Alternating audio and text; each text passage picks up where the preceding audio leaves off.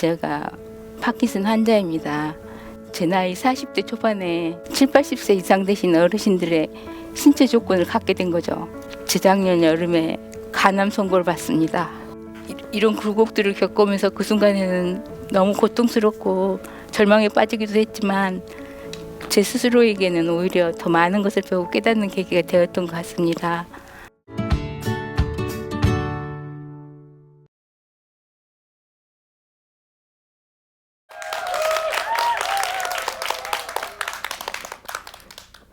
혹시 여러분 중에 파킨슨씨 병이라고 들어보신 적 있으시나요?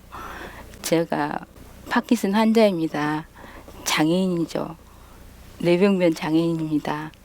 그러니까 제가 2003년 달에 파킨슨 진단을 받았거든요. 올해로 꼭 19년째예요.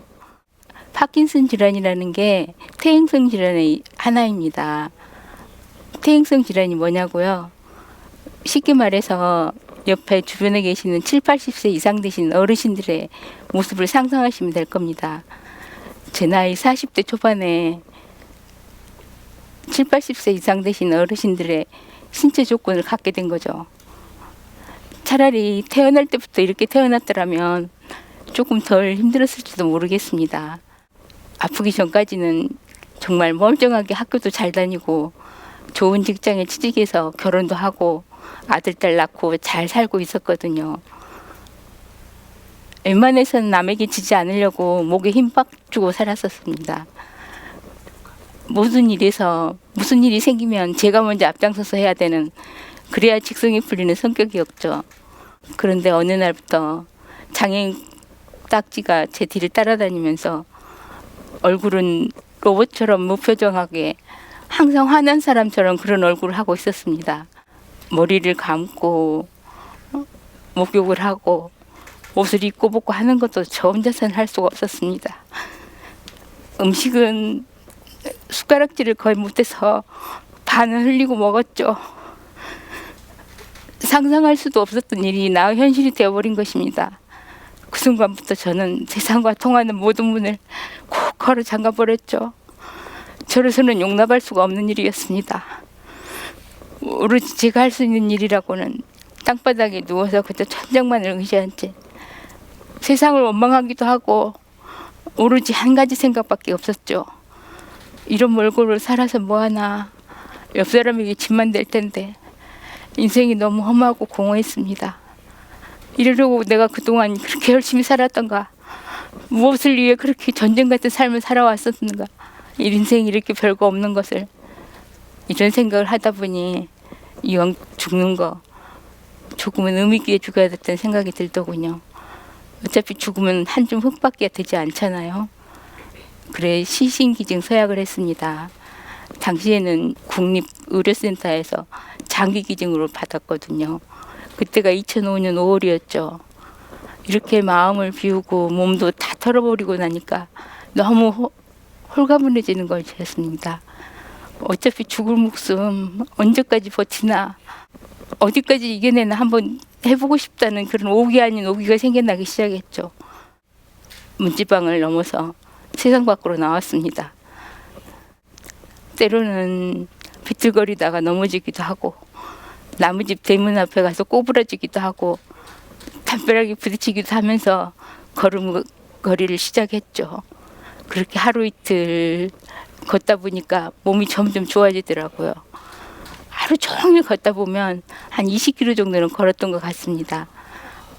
여러분, 세상이 변하지 않더라도 내가 변하면 모든 것이 다 변하더라고요. 파킨슨씨 병은 희귀병이기도 하지만 불치병입니다. 불치병이에요. 그래요. 고칠 수 없으면 받아들이면 되잖아요. 그런 생각으로 절망에 빠져있던 마음을 마음 바꾸기로 전환시켰죠. 여러분들도 생각해보면 힘들고 어려운 시간이 빨리 가나요? 아니면 행복하고 즐거운 시간이 빨리 가나요? 네, 행복하고 즐거운 시간이 빨리 가고 훨씬 짧게 여겨집니다. 그래서 마음 바꾸기를 생각한 것이, 제가 좋아하는 일, 제가 즐거워하는 일, 그런 일을 찾아보고 싶었습니다. 그래서 그날부터 마음 공부를 시작했죠.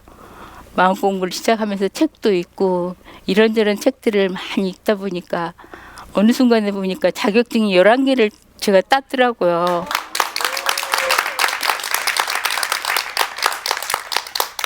그런데 항상 절망은 희망 속 뒤에 숨어서 오더라고요.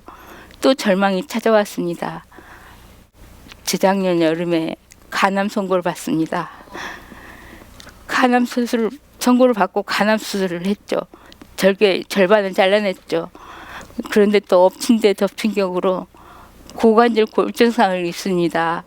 간암 수술한 지 딱 2달 만이었죠. 근데 그때는 통증도 통증이었지만 그보다 더 저를 수치스럽게 하고 창피하게 하는 게 인간의 가장 원초적인 생리 현상을 남의 손을 빌려서 해야 된다는 게 저를 더 수치스럽게 했습니다. 너무 창피했습니다. 하지만 제가 여기서 무너질 수는 없잖아요. 저에겐 제 마음을 다른 방향으로 바꿀 수 있는 그런 마음 바꾸기가 있는데 말이죠. 아픔을 부여잡고 있으면 그것에 온 신경이 집중돼서 아픔이 더 크게 다가옵니다. 하지만 관심의 대상을 즐거운 쪽으로 옮겨가게 되면은 그 즐거운 쪽에 집중하느라고 아픔을 잊게 되는 거죠. 이런 굴곡들을 겪으면서 그 순간에는 너무 고통스럽고 절망에 빠지기도 했지만 제 스스로에게는 오히려 더 많은 것을 배우고 깨닫는 계기가 되었던 것 같습니다. 아무리 힘들고 고통스러워도 희망을 잃지 않는다면 내 마음은 내 뜻대로 할 수 있거든요. 그래서 꼭 여러분들께 말씀드리고 싶었습니다. 아무리 어려운 시련이 오고 고통이 오더라도 절대 희망의 끈을 놓지 말라고요. 사실 이렇게 저 말씀을 드리고 있긴 하지만 저도 사실은 두렵긴 합니다. 최근에 병원에 갔더니 병원에서 저보고 조심하라 그러더라고요. 수술한 뒤 1년 뒤가 가장 재발 위험이 높다고 그러면서 조심하라고 하는데 제 매일 밤 잠자리에 들기 전에 생각을 합니다. 과연 내일이란 나한테 찾아올까? 내일이란 나한테 있는 것일까? 그러다 잠이 듭니다. 그래도 아침이 오면 다시 희망을 갖습니다. 아, 오늘 하루가 나에게 또 주어졌구나. 이 소중한 하루 후회 없이 살아야겠구나. 이렇게 해요. 감사합니다.